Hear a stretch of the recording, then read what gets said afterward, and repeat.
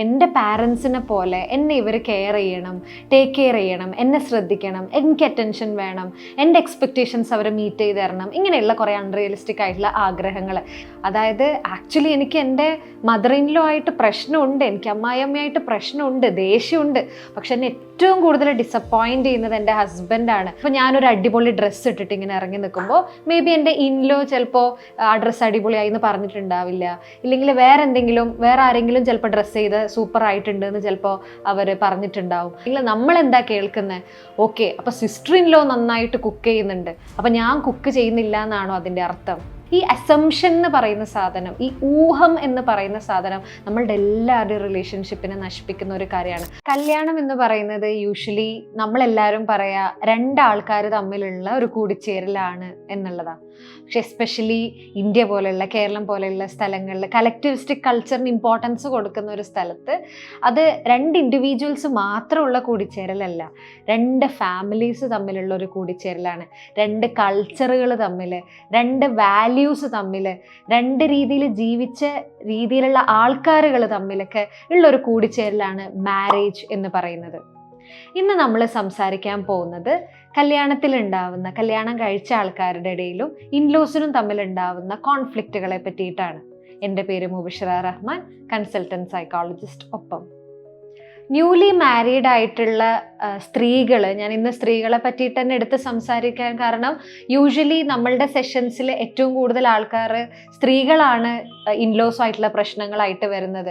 കാരണം അതും ഒരു കൾച്ചറൽ ബാക്ക്ഗ്രൗണ്ട് ഉണ്ട്. കാരണം പുരുഷന്മാർ അധികവും ഇൻലോസ് ആയിട്ട് അത്രയും ഡീപ്പർ ലെവൽ കണക്ഷൻസ് കൊണ്ടുവരുന്ന ആൾക്കാരല്ല. പക്ഷേ സ്ത്രീകളാണ് പെട്ടെന്ന് എക്സ്പോസ്ഡ് ആവുന്നത്, പെട്ടെന്നൊരു കൾച്ചറൽ ഷിഫ്റ്റ് ഒക്കെ ഉണ്ടാവുന്നതും ഒരു ട്രാൻസിഷനൊക്കെ ഉണ്ടാവുന്നത് സ്ത്രീകൾക്കാണ്. അപ്പോൾ അവരാണ് യൂഷ്വലി ഈ കപ്പിൾ സെഷനിലൊക്കെ ഇൻലോസ് ആയിട്ടുള്ള കോൺഫ്ലിക്റ്റുകളായിട്ട് വരുന്നത്. നമ്മൾ ഈ കോൺഫ്ലിക്റ്റുകൾ തമ്മിൽ നമ്മൾ ഡീപ്പറായിട്ട് നോക്കുന്ന സമയത്ത് നമ്മൾ മനസ്സിലാവുന്ന ഒരു പാറ്റേൺ ഉണ്ട്. അതായത് പലപ്പോഴും ഭയങ്കര ഒറ്റപ്പെട്ടതുപോലെ തോന്നുക ഇൻലോസിൻ്റെ വീട്ടിൽ, പിന്നെ അതേപോലെ പ്രൈവസിയിൽ കടന്നു കയറുന്ന പോലെ തോന്നുക, ബൗണ്ടറീസ് വയലേറ്റ് ചെയ്യുന്ന രീതിയിൽ തോന്നുക, അങ്ങനെയുള്ള ഒരുപാട് പ്രശ്നങ്ങളായിട്ട് സ്ത്രീകൾ എൻ്റെ അടുത്ത് വരാറുണ്ട്. പലപ്പോഴും ഇൻലോസ് ആയിട്ടുള്ള പ്രശ്നങ്ങളുമായി വന്നിട്ട് കുറച്ച് കപ്പിൾ ഓഫ് സെഷൻസ് കഴിഞ്ഞിട്ട് ഓക്കെ, ഇത് അതിനേക്കാളും കുറച്ചും കൂടി നമ്മൾ ശ്രദ്ധിക്കേണ്ട വേറെ പല കാരണങ്ങളും നമ്മളുടെ ഇടയിൽ, പാർട്ട്നേഴ്സിൻ്റെ ഇടയിൽ തന്നെ നടക്കുന്നുണ്ട് എന്നുള്ള ഇൻസൈറ്റ് ഒക്കെ കിട്ടുന്ന ഒരുപാട് കപ്പിൾസ് ഉണ്ട്. അങ്ങനെയുള്ള കുറച്ച് കാര്യങ്ങളാണ് നമ്മൾ ഇന്ന് ഡിസ്കസ് ചെയ്യാൻ പോകുന്നത്. സ്ത്രീകൾ പലപ്പോഴും പറയുന്നത് കേട്ടിട്ടുണ്ട്, അതായത് ആക്ച്വലി എനിക്ക് എൻ്റെ മദർ ഇൻ ലോ ആയിട്ട് പ്രശ്നമുണ്ട്, എനിക്ക് അമ്മായിയമ്മയായിട്ട് പ്രശ്നമുണ്ട്, ദേഷ്യമുണ്ട്. പക്ഷെ എന്നെ ഏറ്റവും കൂടുതൽ ഡിസപ്പോയിൻറ്റ് ചെയ്യുന്നത് എൻ്റെ ഹസ്ബൻഡാണ്. ആൾക്ക് അതിലൊന്നും പറയാനില്ലേ, ഇല്ലെങ്കിൽ ഞാൻ എന്തെങ്കിലും പ്രശ്നമായിട്ട് പറയുമ്പോൾ ആൾ എന്നെ കേൾക്കാൻ പോലും തയ്യാറാവുന്നില്ല. അപ്പോൾ പലപ്പോഴും ഇൻലോസ് ആയിട്ടുള്ള പ്രശ്നങ്ങളെക്കാളും ഇവരുടെ റിലേഷൻഷിപ്പിൽ ഉണ്ടായ ഇഷ്യൂസിനെയും ഇതുവരെ തുറന്ന് സംസാരിക്കാത്ത, ഇതുവരെ പറയാത്ത ഒരുപാട് പ്രശ്നങ്ങളുടെ ബാഗേജും അവർ വെച്ചിട്ടാണ് ഇങ്ങനെയുള്ള സെഷൻസിലേക്ക് വരുന്നത്. ഒരു പ്രശ്നത്തിൽ മെയിനായിട്ട് ഞാൻ കണ്ടുവന്ന ഒരു കാര്യം എന്ന് പറയുന്നത്, നമ്മൾ കേൾക്കാത്ത കാര്യം നമ്മൾ അസ്യൂം ചെയ്യുക എന്നുള്ളൊരു പരിപാടിയുണ്ട്. അത് ഞാൻ കുറച്ചും കൂടി ഡീറ്റെയിൽ ആയിട്ട് എന്താണെന്നുള്ളത് പറഞ്ഞുതരാം. അതായത് ഇപ്പോൾ ഇൻലോസ് വന്നിട്ട്, അതായത് അമ്മായിയമ്മ വന്നിട്ട് എൻ്റെ അടുത്ത് പറയുന്നു, അതായത് ഇവള് എൻ്റെ സിസ്റ്റർ ഇൻ ലോ നന്നായിട്ട് കുക്ക് ചെയ്യുന്നു എന്നുള്ളൊരു കാര്യം പറയുമ്പോൾ ഓട്ടോമാറ്റിക്കലി നമ്മൾ വിചാരിക്കുന്ന, അല്ലെങ്കിൽ നമ്മൾ എന്താ കേൾക്കുന്നത്? ഓക്കെ, അപ്പോൾ സിസ്റ്റർ ഇൻ ലോ നന്നായിട്ട് കുക്ക് ചെയ്യുന്നുണ്ട്, അപ്പോൾ ഞാൻ കുക്ക് ചെയ്യുന്നില്ല എന്നാണോ അതിൻ്റെ അർത്ഥം? അതായത് പറയാത്ത കാര്യങ്ങൾ കേൾക്കുക എന്നുള്ളൊരു സംഭവമുണ്ട്. ചിലപ്പോൾ ഞാനൊരു അടിപൊളി ഡ്രസ്സ് ഇട്ടിട്ട് ഇങ്ങനെ ഇറങ്ങി നിൽക്കുമ്പോൾ മേ ബി എൻ്റെ ഇൻലോ ചിലപ്പോൾ ആ ഡ്രസ്സ് അടിപൊളിയായി എന്ന് പറഞ്ഞിട്ടുണ്ടാവില്ല, ഇല്ലെങ്കിൽ വേറെ ആരെങ്കിലും ചിലപ്പോൾ ഡ്രസ്സ് ചെയ്ത് സൂപ്പർ ആയിട്ടുണ്ട് എന്ന് ചിലപ്പോൾ അവർ പറഞ്ഞിട്ടുണ്ടാവും. അപ്പോൾ ഇങ്ങനെയുള്ളത് കേൾക്കുമ്പോൾ നമ്മൾ വിചാരിക്കുകയാണ് ഓക്കെ, അവരിതായിരിക്കും ഉദ്ദേശിച്ചിട്ടുണ്ടാവുക എന്നുള്ളത്.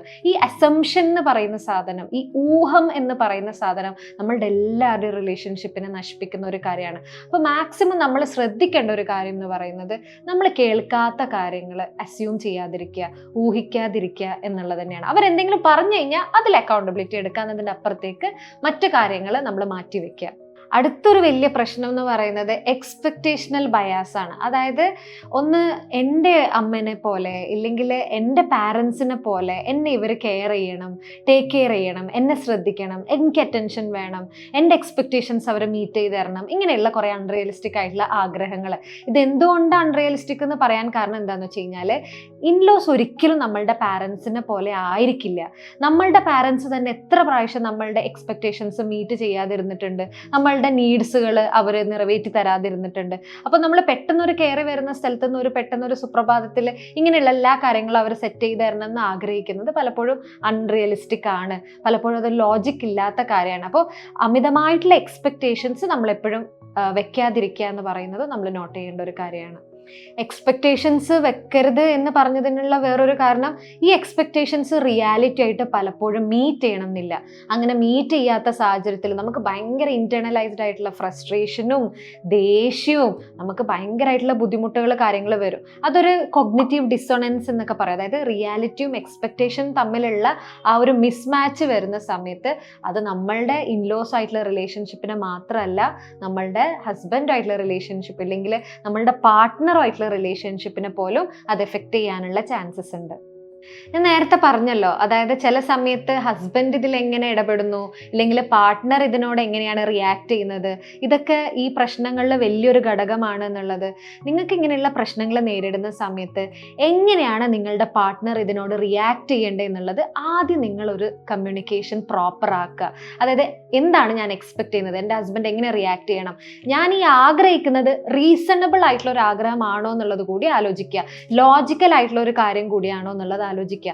കാരണം പെട്ടെന്നൊരു സുപ്രഭാതത്തിൽ നമ്മൾ കല്യാണം കഴിഞ്ഞപാട് എൻ്റെ എല്ലാ കാര്യത്തിനും ഇൻലോസുമായിട്ട് ഒച്ചപ്പാട് ഉണ്ടാക്കുന്നില്ലെങ്കിൽ പാർട്ട്ണറിൻ്റെ പാരൻസുമായിട്ട് അടി ഉണ്ടാക്കുന്നതും വഴക്കുണ്ടാക്കുന്നതും പലപ്പോഴും നല്ലൊരു മെത്തേഡ് ആയിരിക്കില്ല ഒരു ലോങ് റണ്ണിലേക്ക് നോക്കുന്ന സമയത്ത്. അപ്പം എൻ്റെ ഈ സാധനങ്ങളൊക്കെ ഒരു ലോജിക്കൽ ആയിട്ടുള്ളതോ എന്നുള്ളത് സെൽഫായിട്ട് നമ്മൾ ഇൻട്രോസ്പെക്ട് ചെയ്യുന്നതും നമ്മൾക്ക് ഹെൽപ്ഫുൾ ആയിട്ടേ വരുള്ളൂ. ഞാൻ എന്താണ് ഫീൽ ചെയ്യുന്നതെന്നും ഞാൻ എന്താണ് ഗോ ത്രൂ ചെയ്യുന്നതെന്നും പാർട്ട്ണറുമായിട്ട് ഓപ്പൺ ആയിട്ട് കമ്മ്യൂണിക്കേറ്റ് ചെയ്യാൻ നോക്കുക. അങ്ങോട്ടേക്ക് കമ്മ്യൂണിക്കേറ്റ് ചെയ്യുന്നതിൻ്റെ ഒപ്പം തന്നെ ആൾക്ക് പറയാനുള്ളതും കൃത്യമായിട്ട് കേൾക്കാൻ വേണ്ടി ശ്രമിക്കുക. വെറുതെ ഒരു സൊല്യൂഷൻ്റെ അപ്പുറത്തേക്ക് എന്താണ് ആളും ഫീൽ ചെയ്യുന്നത് മനസ്സിലാക്കുക. എന്നിട്ടൊരു നിങ്ങൾ തമ്മിൽ ഒരു പ്രോപ്പർ കമ്മ്യൂണിക്കേറ്റ് ചെയ്തിട്ട് ഒരു സൊല്യൂഷനിലേക്ക് എത്താൻ വേണ്ടി നോക്കുക. ആക്ച്വലി എനിക്ക് മനസ്സിലാവും, അതായത് ഇങ്ങനെയുള്ള റിലേഷൻഷിപ്പൊക്കെ, ഇങ്ങനെയുള്ള ഒരു ഫാമിലി ഡൈനാമിക്സ് ഒക്കെ പലപ്പോഴും കോംപ്ലിക്കേറ്റഡ് തന്നെയാണ്. ചിലത് നമുക്ക് ഭയങ്കര ബുദ്ധിമുട്ടായിരിക്കും ഹാൻഡിൽ ചെയ്യാൻ, കോംപ്ലക്സ് ആയിരിക്കും. ബട്ട് സ്റ്റിൽ അതൊന്നും മാറാത്ത പ്രശ്നങ്ങളോ മാറ്റിയെടുക്കാൻ പറ്റാത്ത കാര്യങ്ങളോ ഒന്നുമല്ല. നമുക്ക് നെഗോഷ്യബിൾ ആയിട്ടുള്ള കാര്യങ്ങൾ തന്നെയാണ് ഇതൊക്കെ. അതിന് ചില സമയത്ത് രണ്ട് ഭാഗത്തു നിന്നും ഈക്വൽ എഫേർട്ട് ഇടണം. ഒരാൾ മാത്രം നേരെ ആവണം, ഒരാൾ മാത്രം അപ്പോളജൈസ് ചെയ്യണം, അല്ലെങ്കിൽ ഒരു ഭാഗത്ത് മാത്രമാണ് പ്രശ്നം ആലോചിക്കുന്നതിൻ്റെ അപ്പുറത്തേക്ക് എനിക്ക് എന്തൊക്കെ ചെയ്യാൻ പറ്റും, എനിക്ക് എന്തൊക്കെ കാര്യങ്ങൾ എടുത്തു കഴിഞ്ഞാലാണ് കുറച്ചും കൂടി ബെറ്റർ ആയിട്ട് ഈ പ്രശ്നങ്ങൾ സോൾവ് ചെയ്യാൻ പറ്റുന്നതെന്ന് ഉള്ളത് കൂടി ഒന്ന് ആലോചിച്ചാൽ മതി. ഓപ്പൺ മൈൻഡഡ് ആവുക, നിങ്ങളുടെ ഇൻലോസും നിങ്ങളുടെ പേഴ്സണൽ ലൈഫും തമ്മിലുള്ള കൃത്യമായിട്ടുള്ള ഒരു ബൗണ്ടറീസ് ക്ലിയർ ആയിട്ട് സെറ്റ് ചെയ്യുക. Things will work out.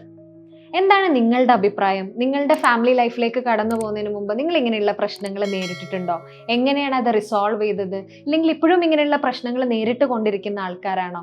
ഞങ്ങളെ കമൻറ്റുകളായിട്ട് അറിയിക്കുകയല്ലോ. വീഡിയോ ഉപകാരപ്പെട്ടതായിട്ട് തോന്നുന്നുണ്ടെങ്കിൽ വീഡിയോ ഷെയർ ചെയ്യുമല്ലോ. നിങ്ങളുടെ അഭിപ്രായങ്ങൾ ഞങ്ങളെ അറിയിക്കുക. അതേപോലെ മാനസികാരോഗ്യവുമായി ബന്ധപ്പെട്ടിട്ടുള്ള കൂടുതൽ വിവരങ്ങൾക്ക് താഴെ കാണുന്ന നമ്പറിൽ കോൺടാക്റ്റ് ചെയ്യുക.